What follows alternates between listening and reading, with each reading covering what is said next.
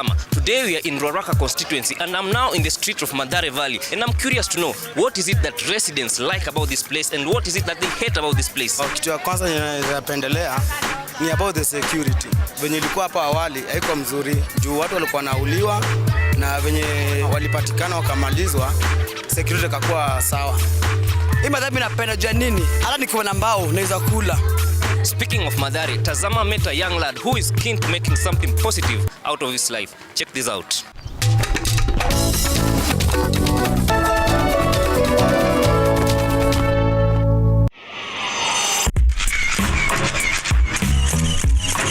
Nilianza kupiga picha because nilikuwa na like kupiga picha ya Mathare, nikaanza kutelea story about Mathare venye nyumba zinakaa. Tunafundishwa Inspiration Center. Tulianza kufundishwa last year na bado tunaendelea this year.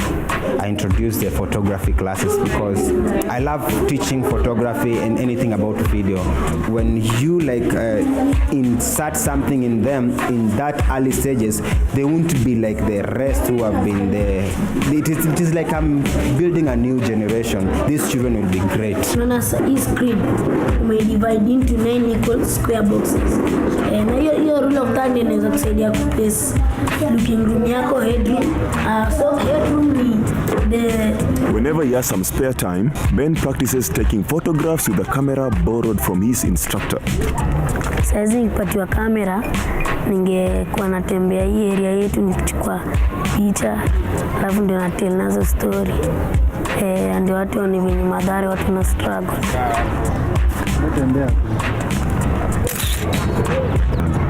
Nimechukua hii picha kwa sababu naweza ona penye manyumba ziko karibu na matakataka, nyumba zenyewe ziko kwa in good condition. Sasa unaweza ona takataka ziko ndani pia. Mimi ningekuwa mkubwa ningetaka niendelee hata niendelee kupiga picha na pia ni video pia. Today I'm taking Ben to meet a well-known media practitioner whose father was a legendary photojournalist. We hope he will be inspired. Tamuliza venye alianza na venye anaendelea nayo. Pia ndala vitu pia huko zenye sijui labda. I expect kupiga picha huko.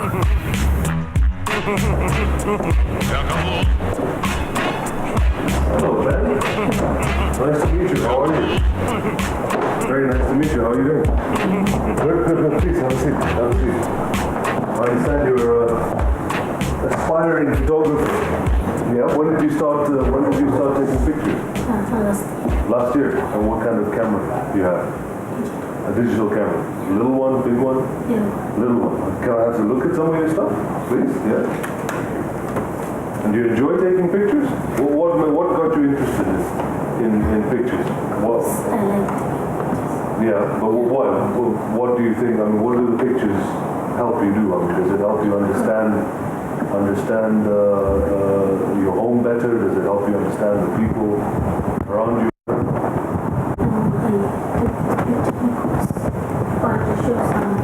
Some problems. Excellent. And you're hoping that by showing some of these problems, you can get people to help change them. That's fantastic. I'm very, very impressed. You've got a great eye. I think Ben has got an enormous amount of potential. He's smart. He understands photography. He's obviously absorbing and learning an enormous amount, and I think he's got huge potential. He's got a great talent. He's got a great eye for the picture. He's able to compose nice photographs, and so I'm really impressed. I've rarely seen a 12-year-old with this much potential. What I like about your photography is, I think you've understood the art of telling a story, that it's more than one picture. I mean, sometimes one picture can be enough to tell a story, but sometimes a sequence that shows the whole process is very, very good. So you must always keep that in mind when you're shooting. I hope he pursues it, and hopefully he will get the support to continue in a career that I think will be hugely beneficial, not just for him, but also for the people of this country. If he continues to tell those stories, he has a consciousness about wanting to tell the stories about where he lives and the people he lives with and the hardships that they face. And that's a great passion to have. I love this shot because it shows there's still ordinary life going on, kids playing football in spite of the circumstances. It's fantastic. Do you know who that person is? No, that was my father, but his name was Muhammad Amin. Salim goes on to tell Ben about his father, the late Muhammad Amin, who moved the world through his photography. Life was focused around telling the problems about people, using his camera to highlight their problems and to be able to get help for them. That was where he understood, where he really showed the power of the camera.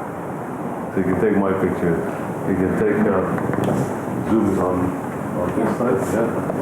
I don't have to teach you anything, probably teach you how to take a picture. All right, it's up to you. You be creative. You be creative and let's see what you shoot. I don't like having my picture taken, but that's okay. You be creative and tell me what you I think you've got a brilliant eye. Yeah, really nice.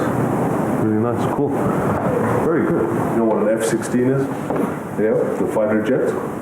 So he was in another F-16 photographing this. So he did, this is the Pakistan Air Force. And this is K2, which is the second highest mountain after Everest in the world. So this is the arm that he had. So this was built specifically for him, right? Because he lost his arm from the elbow down. He mentioned to me when we were walking down here that he doesn't have a camera. So I think the first thing we can do is arrange to get him a camera that he can have of his own, a little stills camera that he can use. So I'll make those arrangements and we'll get something for him by next week. Come back and visit us, show me some of your pictures, and I'm making sure on record that we get you a camera in the next few days. All right? Okay. All right. Good. It's been a pleasure.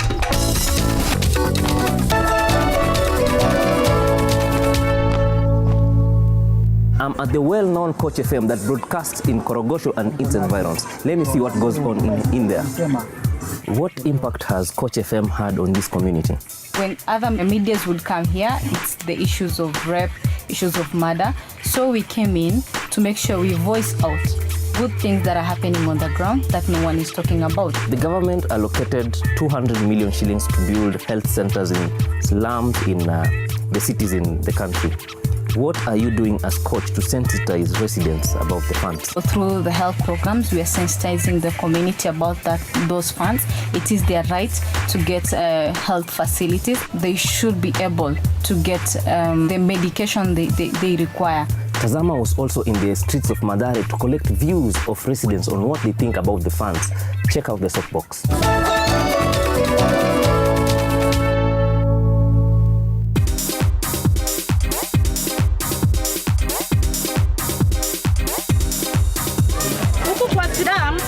Ni wale wasiojiweza. Kwa hivyo ni vizuri watujengee mahospitali hapa, kwa sababu hata magonjwa mengine watu wanakufa, wanashikwa na magonjwa na wanakufa kabla hawajafika huko Kenyatta. Mtaa wa Mathare hatuna hospitali iko karibu hapa, na hapa ni mpaka tupate hospitali, na tuko na watoto wengine wadogo pia wanataka education, lazima warudi shule. Kwa ile kazi tunafanya ambayo ina pesa ya kutosha. Kama ni mimi ningekuwa najenga hiyo hospitali, ningeweka wadi ya watoto wa wagonjwa na watu wazima, na singekuwa inalipwa, tungetibiwa bure. Hatuna hospitali Mathare. Inakuaje tena iende ijengwe kwingine ama tunaletewa madawa kwa barabara hapa? Ya kwanza hiyo hospitali ishajengwa kwa slums, naleta madawa na organize ni make sure madawa zimekuja kwa nini kwa hospitali, pia wamama wapate muda mrefu sana, ama madaktari waweze kuongezwa angalau maybe kama mama watakuwa wengi, unaona, kila mtu apate nafasi.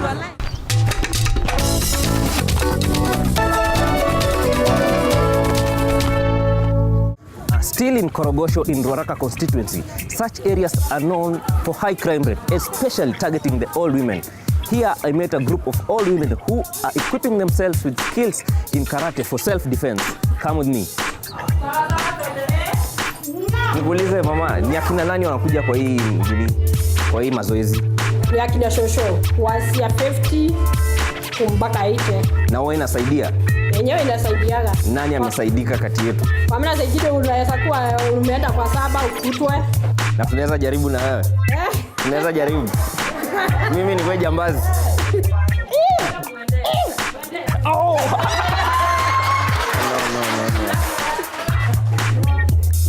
For real, these ladies have got skills in karate. Speaking of growing old in the ghetto, Lydia is standing by with a town talk to discuss on the same issue. See you after the break.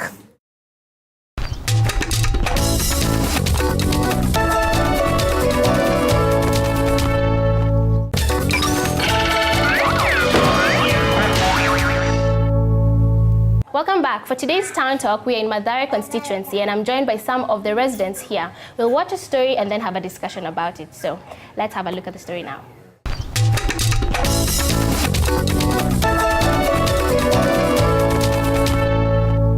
I had a family, but the wife left me. She had a baby, but she went her way, and I've never seen her. About 6 years. Hakuna mtu akusaidia mimi. Sasa nilikuwa mgonjwa sana, hata usugumuza nilikuwa bado sugumuza. Sasa gasi kuleone watu wa kanisa wakanileta hapa. In traditional African societies, growing old was something that people were looking forward to because it meant being surrounded by friends, families and relatives. But with urbanization and people living longer, there's been increased pressure, especially financially at the family level, and this has led to old people being abandoned at their greatest hour of need. According to the country's Bureau of Statistics, there are about 2 million old people in Kenya. 60% of these live in abject poverty and are further burdened with caring for their orphaned grandchildren. Agnes is 64 years old and lives in Korogosho. She's caring for her orphaned grandchildren, 3 of who are aged between 4 and 10 years. The youngest is 2 years old. Nie da siarete okamu. Kau kamwe. Eu ga kwa getigero siana. Kuira rere mwaka riogi reunien dio waikae dio waika na twana bere dio na moire tuocio wakwa nenda rutaga wera Australia leo nero ndaumire hau ngioka goko ndoka goko nero ndambereirie wera mukuru leo ngari korogota kuo ndarogota kiria ndarogota ngendia nigetha makona irio.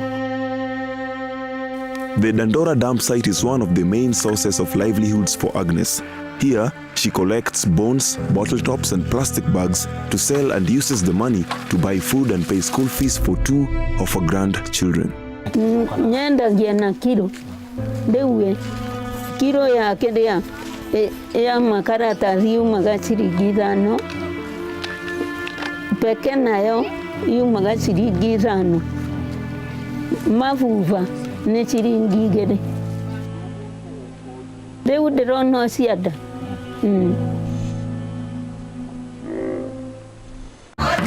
The Cheshire Home for the Aged in Kariobangi is a home which takes care of elderly homeless people by giving them food and health provisions. Agnes is a beneficiary of the home.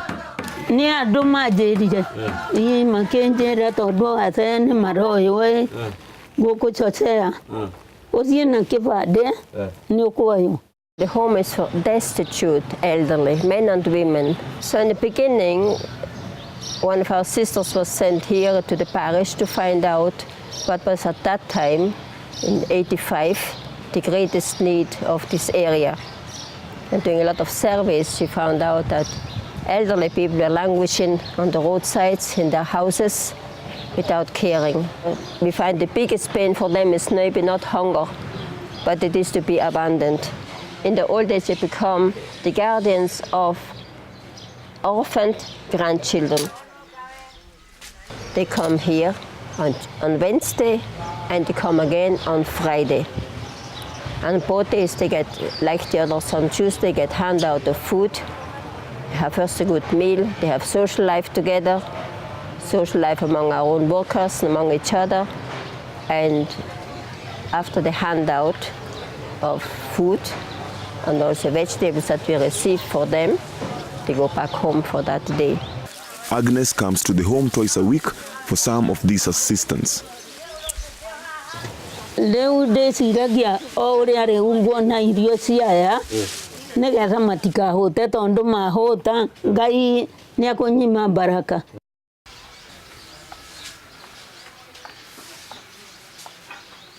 Despite difficulties in accessing proper food and shelter, Agnes also has to contend with increasing health challenges. Unatembea nje wewe. 225 over 119. Unaenda. Leo nonde igere biashara ndigecaria mbeca njige biashara handu andu aya marende yaga makahuna na ngaiga kanyamu kanini. Leo ndirona ngurete na maisha moru ne tondu leo ndirahoya Ngai muno tondu ndire na gwa guthie mucie ndire mami ni akuire baba ni akuire leo ndire na gwa guthie na mugundo kioyo ni andu ange leo ngakira Ngai baba no amenyereire moyo wakwa na moyo wa ciana ici leo ndire undu ngihoyaga.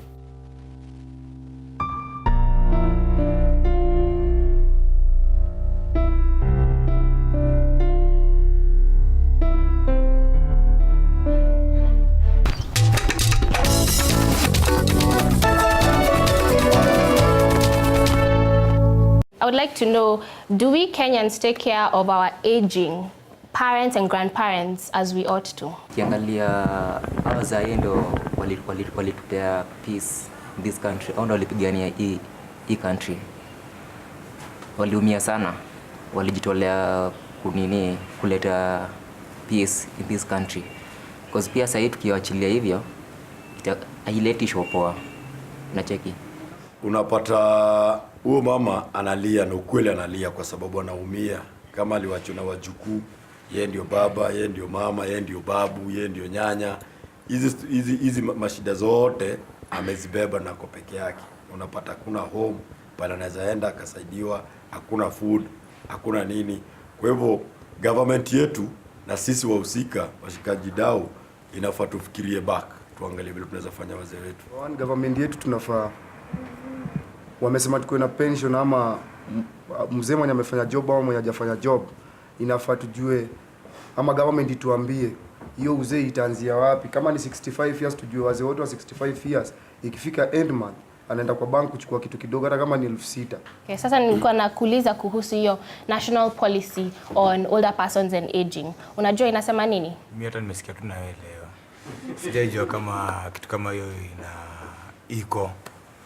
Lakini nikichangia tu serikali, okay, watu ndio wabule serikali. Na pia watu wajionagi pia wenye kila kitu ikikaa tu ni serikali.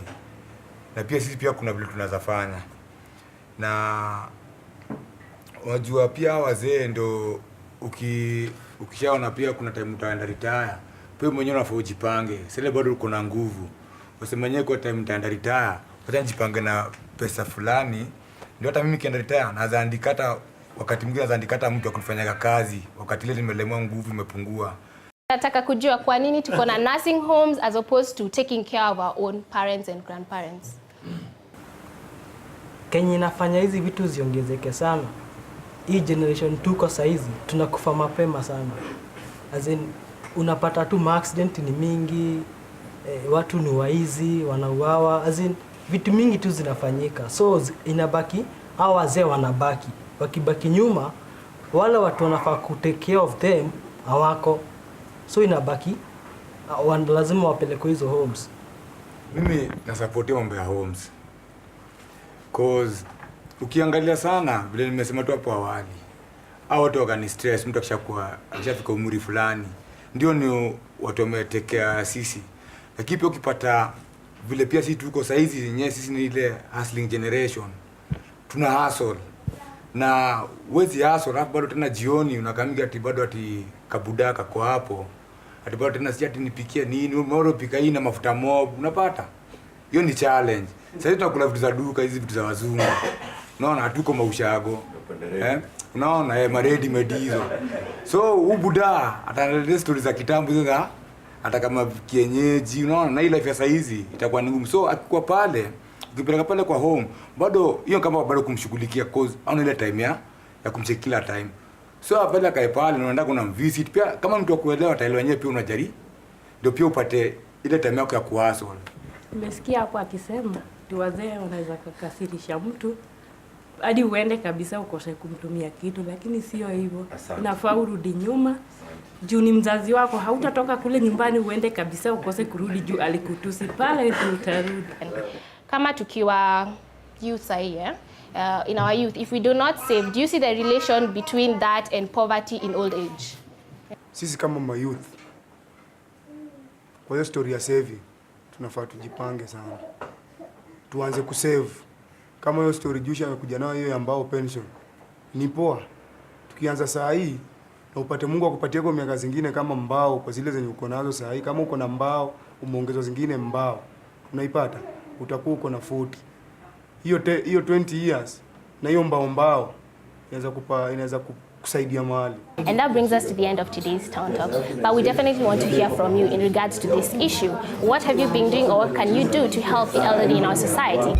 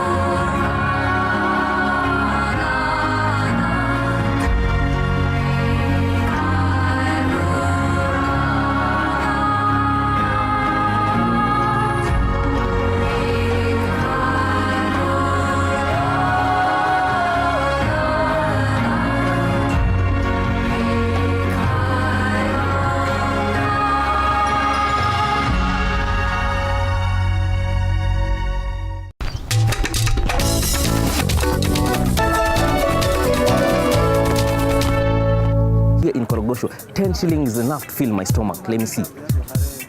Ni aje? Sunipimia zashu. Okay. By the way, that was a pertinent issue being discussed there at the Town Talk. Send us your thoughts and comments on our Facebook wall and follow us on Twitter. Peace.